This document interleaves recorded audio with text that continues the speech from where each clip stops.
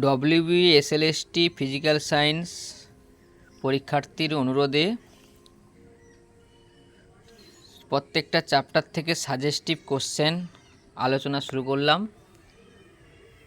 যিনারা এখনও চ্যানেলটিকে সাবস্ক্রাইব করেননি আপনারা সাবস্ক্রাইব করুন, খুবই আপনাদের হেল্পফুল হবে। আজকের বিষয় পিরিয়ডিক টেবিল। তাই পিরিয়ডিক টেবিলের প্রথম কোশ্চেন যে পর্যায় সারণী দীর্ঘরূপে অধাতুগুলি অবস্থান করে কোন ব্লকে। আমরা সবাই জানি এস ব্লক মানে ধাতু, পি ব্লক মানে অধাতু, ডি ব্লক এবং এ ব্লক এরাও ধাতু। তাহলে আমাদের যেহেতু অধাতু জিজ্ঞেস করেছে তাহলে আমাদের অবশ্যই উত্তর হবে পি ব্লক। 17 নম্বর কোশ্চেন যে নিচের কোনটি অ্যাক্টিনাইড নয়।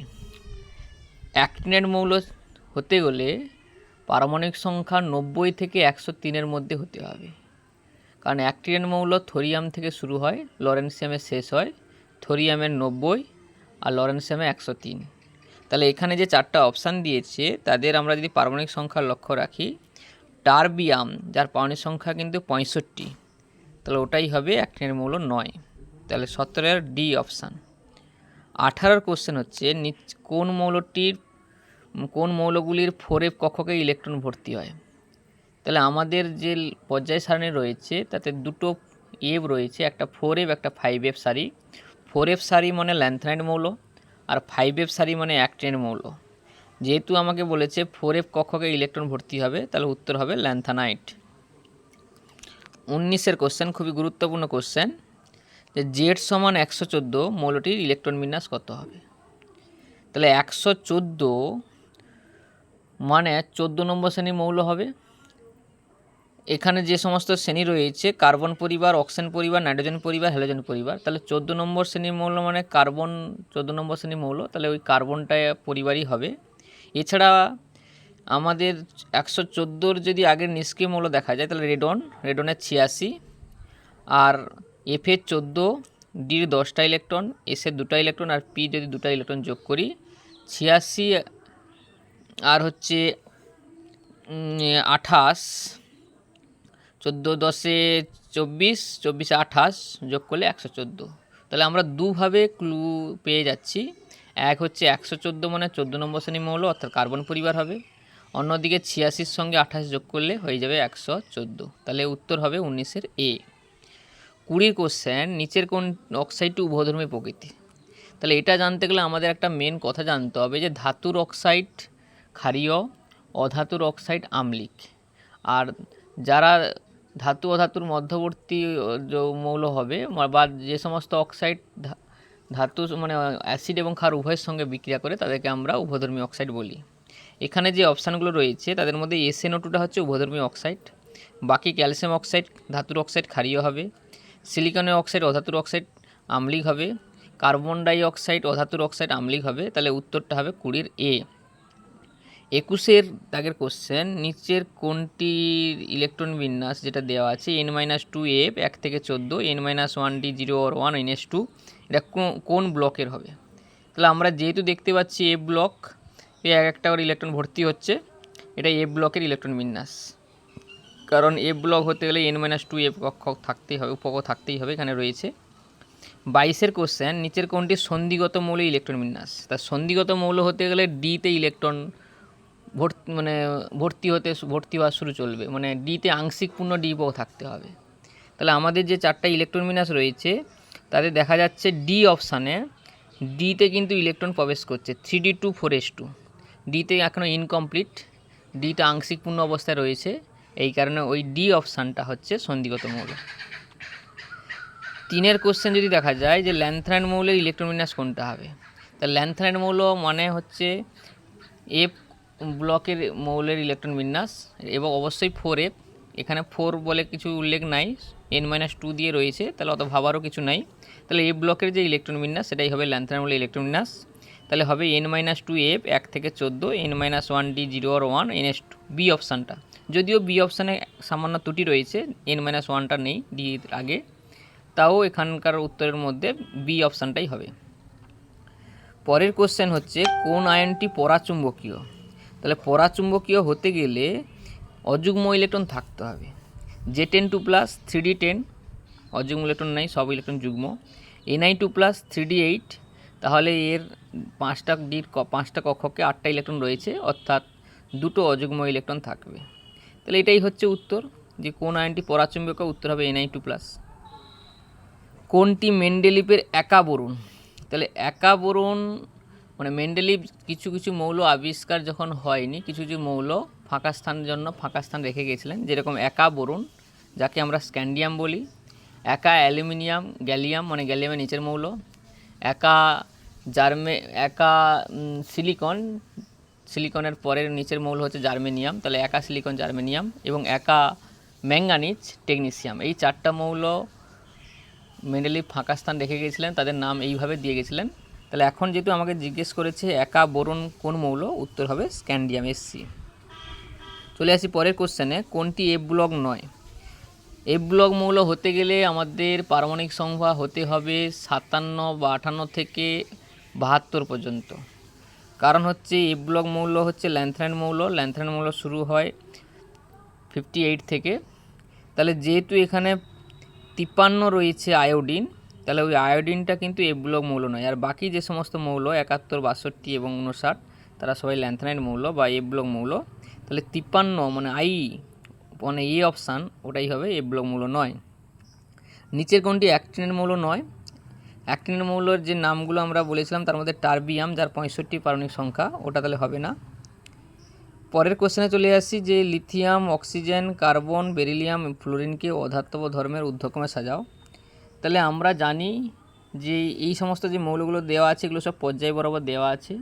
আমরা জানি পর্যায় বরাবর বাম থেকে ডানের দিকে গেলে অধাতু ধর্ম বাড়ে, পর্যায় বরাবর বাম থেকে ডানে গেলে অধাতু ধর্ম বাড়ে, আর শ্রেণী বরাবর উপর থেকে নিচে গেলে ধাতু ধর্ম বাড়ে। তাহলে এটা যেহেতু পর্যায় বরাবর রয়েছে, তাহলে আমরা যদি সাজাই পর্যায় বরাবর, লিথিয়াম, তারপরে বেরিলিয়াম, তারপরে কার্বন, তারপরে অক্সিজেন, তারপরে ফ্লোরিন, অর্থাৎ তোমার বি অপশানটা হবে অধাতব ধর্মের সঠিক ক্রম, কারণ বাম থেকে ডানে গেলে অধাতু ধর্ম বাড়ে। চলে আসি পরের কোশ্চেনে, 29 কোশ্চেন, কোনটি ধাতুকল্প। ধাতুকল্প হতে গেলে আমাদের যে নামগুলো আমরা জানি, অ্যান্টিমনি, এখানে অ্যান্টিমনিটাই হবে Sb। 30 কোশ্চেনে যদি দেখা যায়, প্রদত্ত অক্সাইডগুলির মধ্যে কোনটি সর্বাধিক আম্লিক। তাহলে আম্লিক হতে গেলে অধাতুর অক্সাইড হতে হবে, কারণ অধাতু যত বেশি অধাতু হবে তত বেশি আম্লিক। আমরা জানি ধাতুর অক্সাইড ক্ষারীয়, অধাতুর অক্সাইড আম্লিক। যত বেশি ধাতু হবে তত বেশি ক্ষারীয় হবে, যত বেশি অধাতু হবে তত বেশি আম্লিক হবে। তাহলে এখানে যে মৌলগুলো রয়েছে সব শ্রেণী বরাবর রয়েছে। তাহলে বেরিলিয়ামটা সবচেয়ে উপরে রয়েছে Be, তাহলে ওর অক্সাইডটা হবে আম্লিক অক্সাইড সর্বাধিক। 31 কোশ্চেন, কোনটি ভুল। 4টা অপশানের মধ্যে দেখতে হবে। তাহলে প্রথম যে অপশানটা দিয়েছে NH3, PH3 এবং SH3 আম্লিকতা বাড়ছে, ঠিক আছে। কেন NH3-র ক্ষেত্রে লোন পেয়ার যেহেতু প্রত্যেকের মাথায় রয়েছে, প্রত্যেকটা কেন্দ্রীয় পরমাণুতে, আর সেই ইলেকট্রন ঘনত্ব যত বেশি হবে তত ক্ষার হবে। তাহলে এনের আকার যেহেতু ছোটো, তাহলে ইলেকট্রন ঘনত্ব বেশি, অর্থাৎ NH3 হচ্ছে বেশি ক্ষার মানে কম আম্লিক, আর SH3 বেশি আম্লিক, তাহলে ঠিক রয়েছে। বি অপশানে যদি দেখি, আয়নন বিভবের ক্রম দেওয়া আছে, লিথিয়াম থেকে বেরিলিয়াম, বেরিলিয়াম থেকে বোরন থেকে কার্বন, ওটাই ভুল। কেন আমরা জানি বেরিলিয়াম আর বোরনের মধ্যে বেরিলিয়ামের আয়নন বিভব বেশি হবে। কেন, বেরিলিয়ামের হচ্ছে সুস্থিত ইলেকট্রন বিন্যাস 2s2, আর বোরনের হচ্ছে আংশিক পূর্ণ ইলেকট্রন বিন্যাস সুস্থিত 9, 2s2 2p1। সেই কারণে বেরিলিয়ামের আয়নন বিভব বোরন অপেক্ষা বেশি হয়, তাই এই অপশানে দেখানো আছে বোরনের বেশি, সেই কারণে 31-এর বি অপশানটা হবে ভুল। 32 কোশ্চেন হচ্ছে, নিচের মৌলগুলির মধ্যে কোনটি অধাতব মৌলের ইলেকট্রন বিন্যাস। তাহলে অধাতু হতে হলে পি ব্লক মৌল হতে হবে, এবং পি ব্লকের যত বাইরের কক্ষে মানে ইলেকট্রন সংখ্যা বেশি হবে, কারণ আমরা জানি যত পর্যায় বরাবর বাম থেকে ডানের দিকে যাব, অর্থাৎ 1 নম্বর শ্রেণী থেকে যত 17 নম্বর শ্রেণীতে পৌঁছাবো, সেই পর্যন্ত অধাতু ধর্ম বাড়ে। তাহলে 17 নম্বর শ্রেণীর যদি মৌল থাকে বা বেশি শ্রেণীর যদি মৌল থাকে, তাহলে অধাতু ধর্ম বেশি হবে। আমাদের প্রথম যে অপশানটা রয়েছে 3s1 মানে 1 নম্বর শ্রেণী। বি অপশানটা রয়েছে বাইরের কক্ষে 7টা ইলেকট্রন 17 নম্বর শ্রেণী। সি অপশান রয়েছে বাইরের কক্ষে 2টা ইলেকট্রন রয়েছে, তাহলে 2 নম্বর শ্রেণী। ডি অপশানে বাইরের কক্ষে 5টা রয়েছে ইলেকট্রন, তাহলে 15 নম্বর শ্রেণী। তাহলে 17 নম্বর শ্রেণীর যেটা মৌল মানে বি অপশান যেটা 2s2 2p5 যেটা, ওটাই হচ্ছে সবচেয়ে অধাতব মৌল। 33-এর কোশ্চেন হচ্ছে নিচের কোন সেটটি উভধর্মী অক্সাইড বর্তমান। তাহলে উভধর্মী অক্সাইড হতে গেলে আমাদের জানা আছে যে অ্যালুমিনিয়ামের অক্সাইড উভধর্মী হয়, জিঙ্ক অক্সাইড উভধর্মী হয়, আর AS2O3 উভধর্মী। তাহলে আমাদের প্রথম অপশান যেটা রয়েছে Al2O3 AS2O3 এবং জিঙ্ক অক্সাইড, এরা হচ্ছে উভধর্মী অক্সাইড। প্রদত্ত কোন অক্সাইডটি পশম প্রকৃতির। তাহলে পশম প্রকৃতির মানে যারা অ্যাসিড ক্ষার কারোর সঙ্গে বিক্রিয়া করে না। তাহলে আমাদের যে অপশানগুলো রয়েছে তাদের মধ্যে দেখো সিও কিন্তু অ্যাসিড এবং ক্ষার কারোর সঙ্গে বিক্রিয়া করে না, অর্থাৎ সিও হচ্ছে পশম অক্সাইড। 35-এর কোশ্চেন ক্ষারকীয়তা হ্রাসের সঠিক ক্রম। তাহলে ক্ষারকীয়তা মানে যত ধাতু হবে তত বেশি ক্ষারীয় অক্সাইড হবে। তাহলে ক্ষারকীয়তা হ্রাস হবে মানে যে অপশানগুলো আমাদের কাছে রয়েছে তাদের মধ্যে দেখো K2O এবং জিঙ্ক অক্সাইড এবং NO2 মানে ডি অপশানটা, কারণ পটাশিয়াম হচ্ছে বেশি ধাতু, ক্ষারীয় অক্সাইড বেশি হবে। তারপর জিঙ্ক অক্সাইড কম ক্ষারীয় হবে। তারপরে NO2 মানে নাইট্রোজেন হচ্ছে অধাতু, তাহলে আম্লিক হবে। সেইখানে ক্ষারকীয়তা হ্রাসের সঠিক ক্রম যদি বলা হয় তাহলে ডি অপশান হবে K2O জিঙ্ক অক্সাইড এবং NO2। 36-এর কোশ্চেন একই কোশ্চেন, ক্ষারকীয়তা হ্রাসের সঠিক ক্রম। তাহলে এখানেও যদি দেখি যে মৌলগুলো রয়েছে যত ধাতু হবে তত ক্ষারীয় হবে, বেশি ধাতু হলে বেশি ক্ষারীয় হবে। তাহলে সোডিয়াম ম্যাগনেসিয়াম অ্যালুমিনিয়ামের মধ্যে সোডিয়ামটা হচ্ছে বেশি ধাতু, সেই কারণে সোডিয়ামের অক্সাইড হচ্ছে বেশি ক্ষারীয়। তাহলে ডি অপশান যদি দেখা যায় Na2O MgO Al2O3 এবং CO, ওই অপশানটাই সঠিক হবে। 37-এর কোশ্চেন ব্যাসার্ধের ঊর্ধ্বক্রমে সাজাও। তাহলে ব্যাসার্ধ জানতে গেলে আমাকে জানতে হবে যে যত বাম থেকে ডানে যাবে ব্যাসার্ধ হ্রাস পায়, আর উপর থেকে নিচের দিকে গেলে ব্যাসার্ধ বৃদ্ধি পায়। তাহলে অক্সিজেন সালফার সেলিনিয়াম এটা একটা শ্রেণীতেই রয়েছে, উপর থেকে ব্যাসার্ধ বাড়বে, আর আর্সেনিকের ব্যাসার্ধ সেলিনিয়ামের থেকে বড় হবে। কেন? আর্সেনিক হচ্ছে 15 নম্বর শ্রেণী মৌল, আর সেলিনিয়াম হচ্ছে 16 নম্বর শ্রেণী মৌল। তাই সেলিনিয়ামের আকার ছোটো হবে, আর্সেনিক আকার বড় হবে। তাহলে এইখানে যদি আমরা দেখি তাহলে অপশানগুলো, তাহলে হচ্ছে আমার ডি অপশানটা ঠিক হবে। তাহলে অক্সিজেন তার তুলনায় সালফার বড়, সালফার তুলনায় সেলিনিয়াম বড়, তার তুলনায় আর্সেনিক বড়। চলে আসছে 38-এর কোশ্চেন। 38-এর কোশ্চেন খুব গুরুত্বপূর্ণ কোশ্চেন। এখানে আয়নগুলোর ক্ষেত্রে যদি দেখা যায় যে আয়ন আমরা বলেছি ক্যাটায়নের ব্যাসার্ধ ছোট হবে, অ্যানায়নের ব্যাসার্ধ বড় হবে। ক্যাটায়নের যত আধান বেশি হবে তত ব্যাসার্ধ ছোট হবে, আর অ্যানায়নের ক্ষেত্রে যত আধান বেশি হবে তত ব্যাসার্ধ বড় হবে। তাহলে অ্যানায়নের ক্ষেত্রে যত আধান বেশি হবে তাহলে ব্যাসার্ধ বড় হবে। এখানে যে অ্যানায়নগুলো দেওয়া আছে তার আধানগুলো যদি লক্ষ্য করা যায় তাহলে আমরা সবচেয়ে বলবো ছোট হচ্ছে M-, তারপর হচ্ছে O2-, ও মাথায় 2- হবে, আর N3-, আর C4-। তাহলে আমাদের অপশান হবে সি অপশানটা হবে সঠিক, 38-এর সি। এবার 39-এর কোশ্চেন কোন অক্সাইডগুলি আম্লিক ধর্মের সঠিক হ্রাসমান। আম্লিক ধর্ম হ্রাস পাচ্ছে। তাহলে আম্লিক ধর্ম হ্রাস পাচ্ছে মানে যত অধাতু হবে তার অক্সাইড হবে আম্লিক। তাহলে আমাদের যে মৌলগুলো রয়েছে lithium, beryllium, boron, carbon, nitrogen, তাহলে বাম থেকে জানা গেলে অধাতু বাড়ে, তাহলে অধাতুর অক্সাইডগুলো আম্লিক হবে। তাহলে যে ডান দিকে রয়েছে নাইট্রোজেনের অক্সাইড হচ্ছে বেশি আম্লিক, আর লিথিয়ামের অক্সাইড হচ্ছে কম আম্লিক।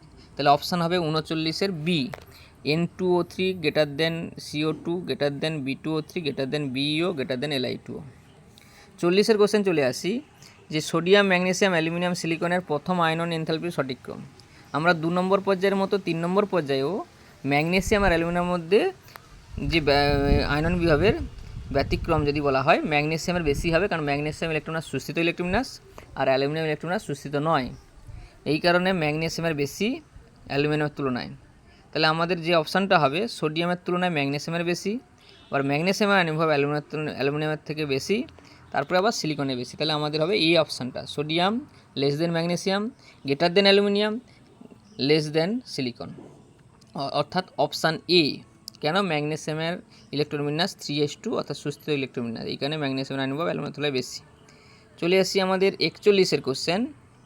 41-এর কোশ্চেনে আমরা যদি দেখি যে প্রদত্ত আয়নগুলির মধ্যে আকারের সঠিক ক্রম কোনটা। আমরা বলেছি একটু আগে যে ক্যাটায়নের আকার ছোট হবে, অ্যানায়নের আকার বড় হবে। তাহলে এখানে যে অপশানগুলো রয়েছে তাহলে আমরা যদি দেখি এই অপশানটা সঠিক হবে, কারণ ক্যাটায়ন তারা ব্যাসার্ধ ছোট, সরি এ অপশান নয়, ডি অপশান হবে। ক্যাটনের ব্যাসার্ধ ছোট, তারপরে মাঝখানে মৌল, তারপরে অ্যানায়ন। তাহলে অপশান ডিতে হবে 41-এর সঠিক উত্তর। আই মাইনাস আকারে বড়, ক্যাটন ছোট। 42-এর কোশ্চেন, একই কোশ্চেন, আয়নগুলির ব্যাসার্ধের সঠিক ক্রম। তাহলে এখানে আমরা যদি দেখি 42-এর এ উত্তরটা হবে, কারণ 42-এ দেখো এইচ মাইনাস মানে অ্যানায়ন, এইচ মৌল, আর এইচ প্লাস মানে ক্যাটায়ন। তাহলে ওটাই সঠিক উত্তর, আর বাকিগুলো এলোমেলো করে দেওয়া আছে, তাহলে বাকিগুলো ভুল। 43-এ কোশ্চেন চলে আসছি, নিচের কোন যৌগটি ক্যাটায়ন এবং অ্যানায়নের আকারের অনুপাত সর্বাধিক? তাহলে ক্যাটায়ন এবং অ্যানায়ন আকার সর্বাধিক হতে গেলে ক্যাটায়ন আকার বড় হতে হবে এবং অ্যানায়ন আকার ছোট হতে হবে। তাহলে এখানে যদি আমরা ক্যাটায়নগুলো দেখি, সিজিএমের আকারটা বড়, আর সিজিএম ফ্লোরাইড হবে না আয়োডাইড হবে? উত্তর হবে ফ্লোরাইড, কারণ আমাদের ক্যাটায়ন আকার বড় যেরকম অ্যানায়ন আকার ছোট হতে হবে, তাহলে অ্যানায়নটা ছোট, এখানে ফ্লুরিন। তাহলে হবে CSF, অর্থাৎ 43-এর বি অপশান। 44-এর কোশ্চেন যদি দেখা যায়, আকারের সঠিক ক্রম, এই আকারগুলো থেকে একটা কোশ্চেন থাকতেই পারে। তাহলে আকারের সঠিক ক্রম যদি দেখা যায়, ক্যাটায়নের ব্যাসার্ধ ছোটো হবে, অ্যানায়নের সাথে বড় হবে। তাহলে Ca2+, K+, তারপরে আর্গন, তারপরে Cl-, তারপরে H2-, অর্থাৎ 44-এর এ উত্তর। ক্যাটায়নের আকার ছোট হবে, অ্যানায়নের আকার বড় হবে। আধান যত বেশি হবে ক্যাটায়নের তত ছোট হবে, অ্যানায়নের আকার যত আধান বেশি তত আকার বড় হবে। 45-এর হ্যালোজেন এবং চালকোজেন মৌলের ইলেকট্রন ঘন এনথালপির মান কী হবে, ধনাত্মক না ঋণাত্মক? তাহলে হ্যালোজেন এবং চালকোজেন মানে বাইরে কক্ষে 6টা এবং 7টা ইলেকট্রন রয়েছে। তাহলে এদের ইলেকট্রন গ্রহণের পরিমাণ, গ্রহণের প্রবণতা খুব বেশি, এই কারণে এরা সহজেই ইলেকট্রন গ্রহণ করে, অর্থাৎ এইখানে এদের ইলেকট্রন আসক্তি বা ইলেকট্রন গ্রহণ এনথালপির মান নেগেটিভ। আর যে মৌলগুলি ইলেকট্রন আসক্তির মান শূন্য ধরা হয়, শূন্য মানে কি, যাদের ইলেকট্রন আসক্তির মান খুবই কম, মানে যারা সুস্থ ইলেকট্রন বিন্যাস, যারা ইলেকট্রন গ্রহণ করতে চায় না, তাদের বাইর থেকে শক্তি দিয়ে ঢোকাতে হয়, তাদের ক্ষেত্রে ইলেকট্রন আসক্তির মান শূন্য বা পজিটিভ ধরা হয়। যেরকম ওই যে 46-এর যে অপশান হয়, উত্তর হবে বেরিলিয়াম এবং হিলিয়াম। বেরিলিয়ামের সুস্থ ইলেকট্রন বিন্যাস, হিলিয়ামেরও সুস্থ ইলেকট্রন বিন্যাস, এই কারণে বেরিলিয়াম এবং হিলিয়ামের ক্ষেত্রে ইলেকট্রন আসক্তির মান শূন্য ধরা হয়। চলে আসি 47-এর কোশ্চেন। 47-এর কোশ্চেনে কোনটা সঠিক নয়? তা সঠিক নয় দেখতে গেলে আমরা যদি দেখি, প্রথম যে অপশানটা রয়েছে, বেরিয়ামের আকার বড়, স্ট্রনশিয়ামের আকার ছোট, ম্যাগনেসিয়াম আকার ছোট, তাহলে ওটা সঠিক দেওয়া আছে। বি অপশানে যদি দেখি, আয়নন বিভবের সঠিক ক্রম, তাহলে আয়নন বিভব আমরা সবাই জানি নাইট্রোজেন আর অক্সিজেনের মধ্যে নাইট্রোজেনের বেশি, কারণ নাইট্রোজেন হচ্ছে অর্ধপূর্ণ পি পক্ষ সুস্থ ইলেকট্রন বিন্যাস, তাহলে নাইট্রোজেনের আয়নন বিভব অক্সিজেনের তুলনায় বেশি হবে, কিন্তু এখানে যেটা রয়েছে নাইট্রোজেনেরটা কম, তাহলে এখানে হচ্ছে ভুল, তাহলে বি অপশানটা হবে ভুল। 48-এর কোশ্চেন, হ্যালোজেনগুলো মৌলগুলির মধ্যে ইলেকট্রন গ্রহণের মধ্যে মুক্ত শক্তির পরিবর্তন বা ইলেকট্রন গ্রহণ এনথালপির মানে সঠিক ক্রম। হ্যালোজেনগুলির ক্ষেত্রে আমরা বলেছিলাম যত আকার ছোট হবে, মানে উপর থেকে নিচের দিকে আকার বাড়ার সঙ্গে সঙ্গে ইলেকট্রন গ্রহণ এনথালপির মান হ্রাস পায়। তবে ব্যতিক্রম রয়েছে ফ্লুরিন আর ক্লোরিনের মধ্যে। ফ্লুরিনের ক্ষেত্রে মানে বেশি হওয়ার কথা ছিল, কিন্তু হবে ক্লোরিনের সবচেয়ে বেশি, মানে ইলেকট্রন গ্রহণ এনথালপির মান ক্লোরিনের সবচেয়ে বেশি আর আয়োডিনের সবচেয়ে কম। তাহলে এখানে যদি অপশান দেখি আমরা, তাহলে হবে উত্তর হবে সি অপশানটা। সি অপশানে দেখো, fluorine less than chlorine, greater than bromine, greater than I, অর্থাৎ আই সবচেয়ে কম আর সবচেয়ে বেশি ক্লোরিনের। 49-এর কোশ্চেন ঠিক একই কোশ্চেন হলেও কোশ্চেনটা খুব ইন্টারেস্টিং কোশ্চেন।